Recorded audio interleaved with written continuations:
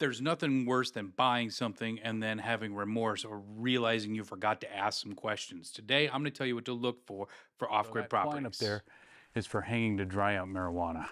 May have been marijuana properties in the past. Former use, zoning, location, water source, craftsmanship, maintenance, any liens on the property, erosion, environmental impact, neighbors, self-protection, how to get here, and where you can use the bathroom. Well, at least it has a lid. That's the good news.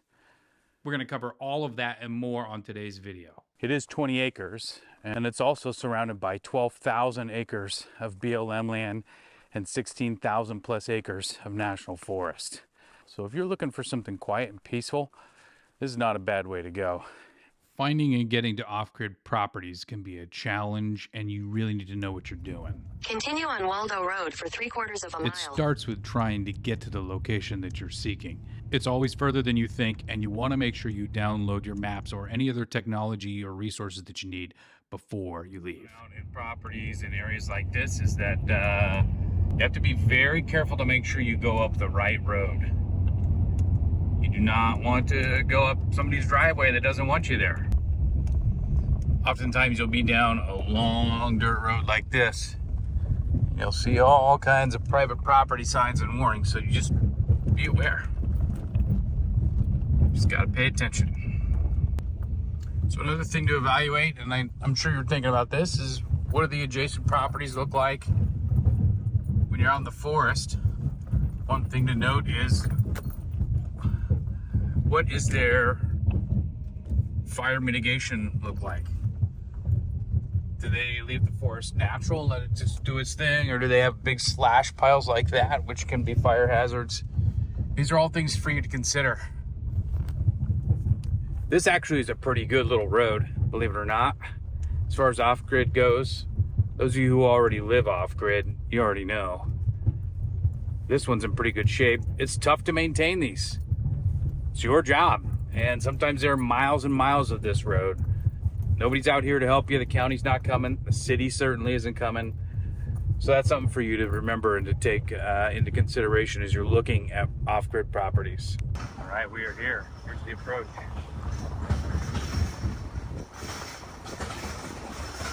Cool. The natural forest. Check this out, just got up here. They have a little bit of a tree problem, so this happens, right? This is called a madrone tree, and it's we call it silver madrone. It's really dry, and it dried out, and it died, and it came apart at the stump there. That happens sometimes with madrone, happens with pine trees. Check this out. There's your hoop house, there's your garden.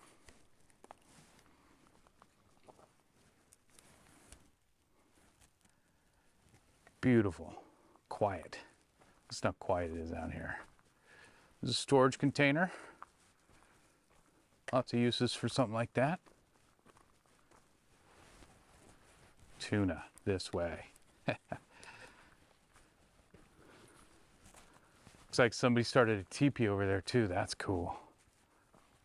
Ooh, that's an old bandsaw, probably from some piece of either logging equipment or they were building something. They had their own band. You'll find this frequently in properties like this. The tools are all still here. It's almost like a little bit of a ghost town. In some parts of the country, they just kind of abandon these properties after the marijuana crops went bust. But this one's different. Look at the fruit tree. I think that might be apple. And here is the house itself. So, a couple things to note. Number one, raw siding. Well, that's a choice. Some people love the aesthetic of it.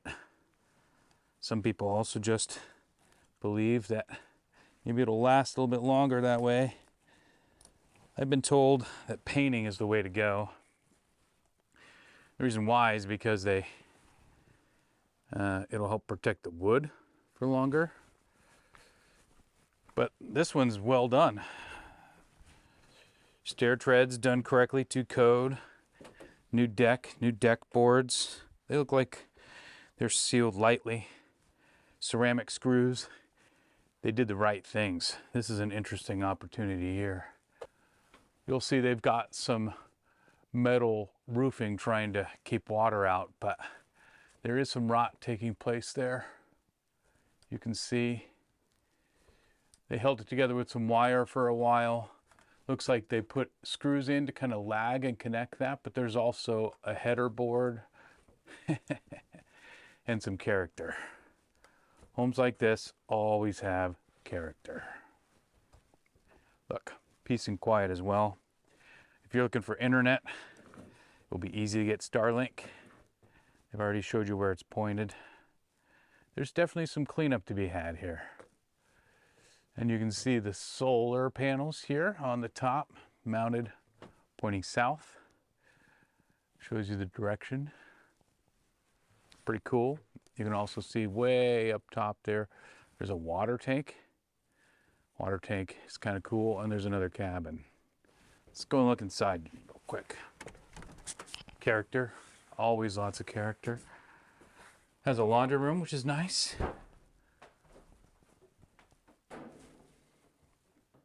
Very cool sink. Get some lights on. Oh, generator's not up. This property happens to run on solar, but has a backup generator. You're going to want to make sure you've identified the electricity source, or if it's possible to get on public utilities, long before you buy a property. Mostly wood, although there is a section here with some drywall. This drywall looks like it was professionally installed, has a higher level of craftsmanship than a lot of the house. You're going to want to make sure, though, however, that whoever the contractor was got paid for their work.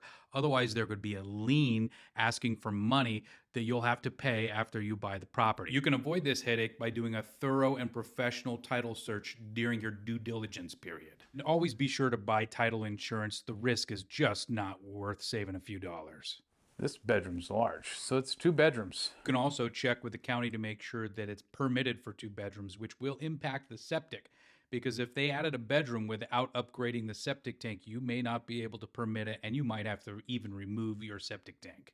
This can cost tens of thousands of dollars, not to mention the stress and time and making your property essentially unlivable. These are cool. Probably from the property. Not an overly fancy kitchen, but that's okay. Off the grid, you don't find a lot of gourmet kitchens. This is probably propane stove, which is nice to have, especially if you have any kind of interruption with the energy. Here's the home. There is some concern about the standing water here. In this area, it hasn't rained for several days, and to have that much rain on the deck really means that these boards are going to wear out early. But the deck is in great shape now. Just keep a lot of stain on that and you'll be good to go. You also see there's evidence of water damage to the siding, but it's also the look. Some people like that. It should look like an old barn. There are descendants of Frank Lloyd Wright, the great architect, who really liked this look. They thought that it gave it more authenticity. This, however, looks to me more like a water splash-up situation because there are no gutters on the property, which is going to leave some deferred maintenance and a big headache. You can see that the siding is kind of a batten board technique. Siding is loose and warped in some areas, so that's a sign that moisture is in or could get in there. But you can reattach those boards. I will say they did a good job of making sure that the siding overlaps the concrete block. While this video is intended to help you identify some potential hazards, there is no replacement for a professional home inspection. A professional home inspector will be able to tell you whether or not that the deck was placed correctly, what they think the condition of the siding is, and they will really be the ones to help guide you. It's a small price to pay for some peace of mind as well as some great knowledge. Like this here, you can see what happens. If you've got wood, so they did put some concrete block up here under there, but your wood is being touched by the earth, which holds water, and it's rotting. You can see the boards are rotting away here. And moisture will actually move uphill in instances like this. So this board would need to be replaced, but really you need to look at the larger problem. Oftentimes problems with water, the culprit is erosion. So water is going to come down right into this section here. So a French drain or pushing the earth back or something like that will help. This root system is keeping this dirt from collapsing, which is good, but you need to clear all this out to make sure that the water is moving around the house. Additionally, this is the kind of property that would benefit from having gutters. It would help keep it off the deck, but also you can see the rainwater is coming right here and sitting maybe a little bit closer to the foundation than you'd like. It's always good to have gutters to move the water away from the house. The thing is, each off-grid property and opportunity is very unique. They're more unique than homes that you might find in a subdivision or anywhere in an urban environment. That's why you need a specialist. If you're looking for an off-grid property anywhere in the country, there's actually a network of us who do this thing, who study these, who know the off-grid opportunities and where they are. Hit me up and I'll connect you with someone who's excellent anywhere in the country who can help you with this, and I'll be part of your team. There's a link in the top comment on this video to my Calendly. Grab some time, let's talk, and I'm happy to be part of your team as you start your off-grid adventure. Off-grid properties like this one often use solar panels for electricity. You're going to want to consult a specialist to make sure that your system will generate enough power. Also, was it installed correctly? Are the trees blocking the sun? You're also going to want to know, how is the power stored and what is the lifetime use of this system? Because if it's near the end of the life, you're going to have to replace it, and that is a costly endeavor.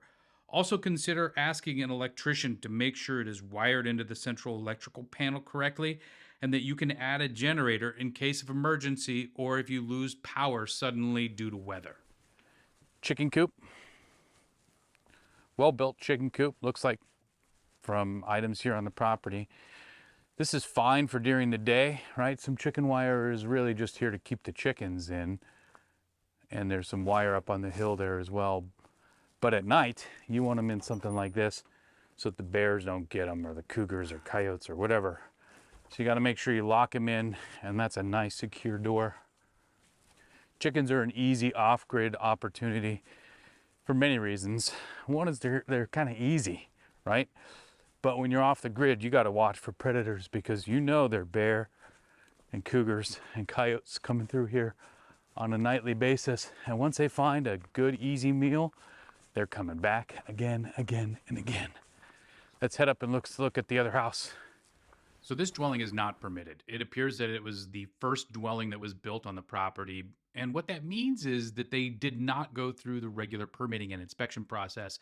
This will decrease the overall value and resale of the property, and you'll really want to think about that going ahead. You can research by going to the local county and checking the building and planning department to make sure that you know what has and what has not been permitted on the property. That's important. You're also going to want brackets to hold this together, not just nails. You can see the nails there popping out too. So those should be bracketed anytime you've got that kind of infrastructure. They had to wrap the pipes because of the temperature. Busted pipes can be an extreme hazard for an off-grid property. In addition to the obvious fact that it will make it unlivable for a time, the additional stress or impact from rot or infestation from bugs can be a huge problem for off-grid. This little property is super cute, and just because it wasn't permitted doesn't mean that you can't get a permit in the future for this dwelling. But you're going to want to make sure that you thoroughly investigate the building materials and if it was indeed done in a craftsmanship-like manner. And this one has a little bit more rustic approach here with the shower, which is pretty well done. Looks like it's PEX, dual shower head. You got your hot and your cold there.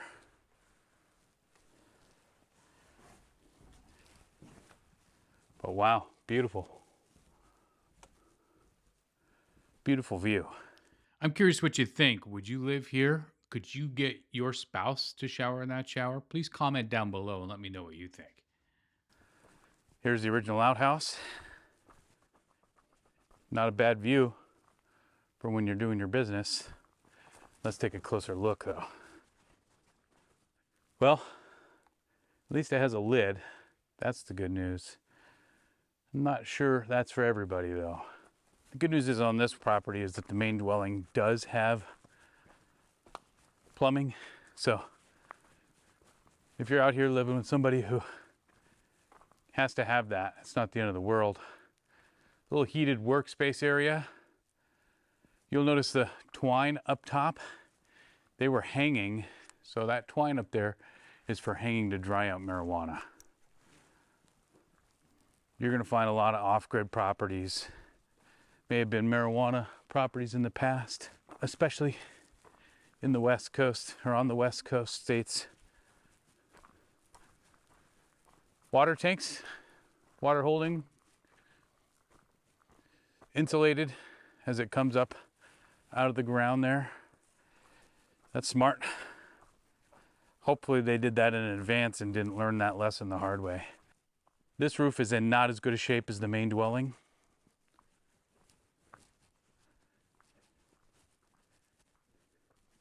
You can see there's some rot to the structure. So that entire fascia board with the gutters may come off. But the good news is that it does have gutters. It's missing downspouts. So I'm not sure if the gutters just are intended to dump off the end or what.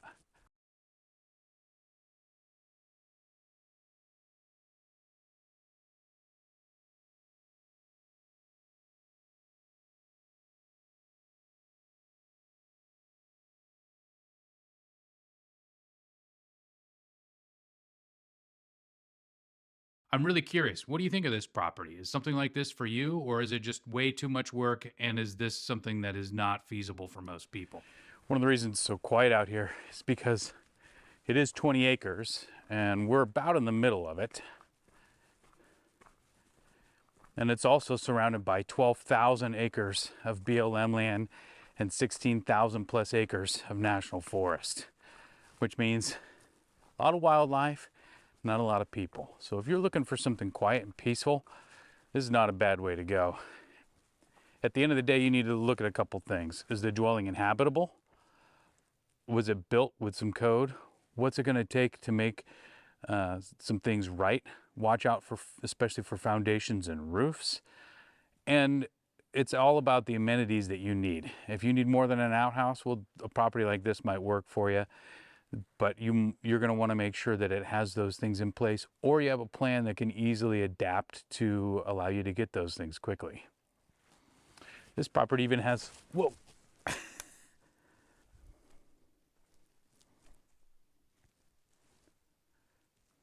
This property even has the compost piles already started for you, which is awesome. These paper bags are going to take a long time to decompose, but they're probably covering up some other materials. That's probably from the chicken coop, and this might be main feed scraps. But what you can do is get that compost going to really help feed your garden. It'll help reduce your costs, and it also will be the best way for you to make sure you have nutrient-rich soil.